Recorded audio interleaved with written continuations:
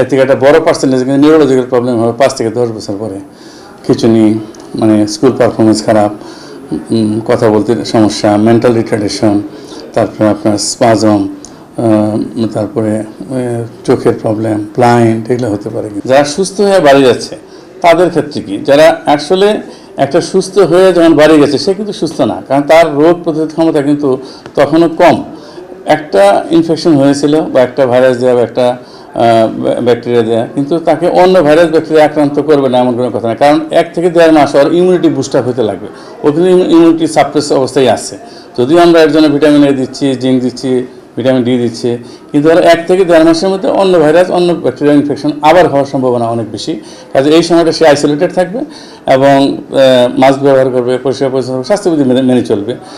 আর পরবর্তীতে ভালো হওয়ার পরে, সাপোজ 2 মাস 3 মাস পার হওয়ার পরে ওই ইমিউনিটি বুস্ট আপ হয়ে গেল, স্বাভাবিক জীবনযাত্রা করবে। কিন্তু এই যে বড় অংশের যে মিজেলস ভালো হয়ে চলে গেল, এদের একটা অংশ, খুবই অল্প অংশ, কিন্তু পরবর্তীতে একটা কমপ্লিকেশন ডেভেলপ করে, আমরা SSPE বলে, সাবঅ্যাকিউট স্ক্লেরোজিং প্যানএনকেফালাইটিস, মানে ব্রেন ইফেক্ট করে ব্রেনকে অ্যাট্রফি হয়ে যায়। পরবর্তীতে তার খিঁচুনি, মেন্টাল রিটার্ডেশন, তারপরে আপনার ব্লাইন্ডনেস, অনেক প্রবলেমগুলো হতে পারে। এটা কিন্তু 5 থেকে 10 বছর পরে হয়। হাম আক্রান্ত হওয়ার, ভালো হওয়ার 5 থেকে 10 বছর পরে এই এনকেফালাইটিসটা হয়। এটাকে বলা হয় প্যান এনকেফালাইটিস। এটার এটার কিন্তু ইফেক্টটা অনেক খারাপ। খিঁচুনি, হাঁটতে গিয়ে পড়ে যাবে, মাইক্রোনিক জার্ক, আইবল রোলিং করতে পারে, তারপর বুদ্ধিমত্তা কমে যেতে পারে, লস অফ মেমোরি হতে পারে, অনেক কিছু ভুলে যাবে, মনে রাখতে পারবে না। এই প্রবলেমটা ব্রেন এফেক্ট করলে যা হয় সেটা নিউরোলজিক্যাল প্রবলেমটা দেখা দেবে এবং পরবর্তীতে নিউরোলজিস্টের আন্ডারে গিয়া কিছুটা সাপোর্টিভ ট্রিটমেন্ট নিতে পারবে, কিন্তু এটা কিউরেবল না। হাম কোনো সাধারণ রোগ না। এটা ভাইরাল ডিজিজ হলেও এটার পার্শ্ব প্রতিক্রিয়া বা এটার কমপ্লিকেশনটা খুবই মারাত্মক। সেটা কি, severe pneumonia, severe diarrhoea, encephalitis বা আরও অনেক ধরনের ইনফ্লামেশন হয়। এই ক্ষেত্রে মারা যাওয়ার এখানে মেইন যেগুলি মারা গেছে, ম্যাক্সিমাম কেসে নিউমোনিয়ায় মারা গেছে। কিন্তু হাম এমন একটা জিনিস যেখানে সব ধরনের রোগ প্রতিরোধ ক্ষমতা কমে যায়, নিজের ইমিউনিটি সাপ্রেসড হয়ে যায়, সেই ক্ষেত্রে অন্য ব্যাকটেরিয়া, অন্য ভাইরাস এগুলা কিন্তু আক্রান্ত করে এবং এত সিভিয়ারলি করে যে এখানে কিন্তু যেহেতু তার রোগ প্রতিরোধ ক্ষমতা কম, অ্যান্টিবায়োটিক কিন্তু এখানে কাজ করে না। যারা নিজের ন্যাচারাল ইমিউনিটি দিয়ে যদি নিজেকে ফাইট করা, অনেক রোগী বেঁচে যাচ্ছে।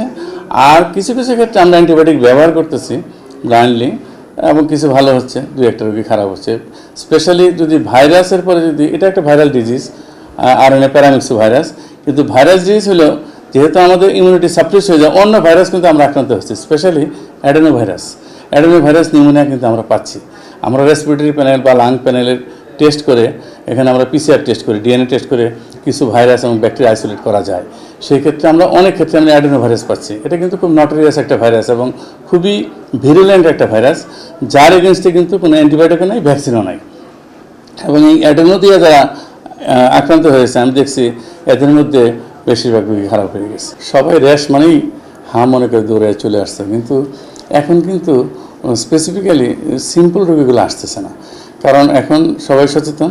সেই ক্ষেত্রে যেগুলি কমপ্লিকেটেড কেসগুলি, সিভিয়ার রেসপিরেটরি ডিস্ট্রেস অথবা অনেক ডায়রিয়া বা খিঁচুনি, মানে যখনই কমপ্লিকেশন শুরু হয় সেগুলি বেশি আসতেছে। কিন্তু যখন এটার কমপ্লিকেশন ডেভেলপ করে তখন কিন্তু বাসায় থাকার সুযোগ নেই। এখন সেগুলি কি, সেগুলো হলে যদি দেখা যায় তার প্রচণ্ড শ্বাসকষ্ট হচ্ছে, কাশি, শ্বাসকষ্ট, খেতে পারতেছে না, একদম রিল্যাক্টেন্ট টু ফিড বা আনএবল টু ফিড, অথবা সিভিয়ার ডায়রিয়া অর কনভালশন, এইগুলি যদি থাকে, এই 4টা, খেতে পারতেছে না মানে রিল্যাক্টেন্ট টু ফিড বা unable to feed, severe respiratory distress and cough and severe diarrhoea, যদি দেখা যায় একদম খেতে পারতেছে না, বাচ্চা নেতিয়ে পড়তেছে, তার খিঁচুনি হচ্ছে এবং সেই সাথে অনেক পাতলা পায়খানা হচ্ছে, নেতিয়ে যাচ্ছে, সেই ক্ষেত্রে আর বাসায় থাকার কোনো সুযোগ নাই।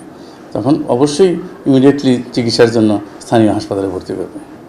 হামের ব্যবস্থাপনা এবং হামের ওয়ার্ড পুরোটাই সেপারেট, আইসোলেট করা। সেখানে আমরা ডাক্তার, সিস্টার, নার্স এদেরকে আমরা আলাদাভাবে ব্যবস্থাপনা দিচ্ছি এবং আলাদাভাবে ডেডিকেটেড করা হয়েছে। তারা অন্য কোনো ওয়ার্ডে এবং অন্য জায়গায় কাজ করে না, মাস্ক ব্যবহার করে এবং স্বাস্থ্যবিধি মেনেই তারা সেখানে কাজ করতেছে। কাছাকাছি অন্য রোগীদেরকে এখানে আসার ক্ষেত্রে আমার মনে হয় না খুব বেশি ঝুঁকি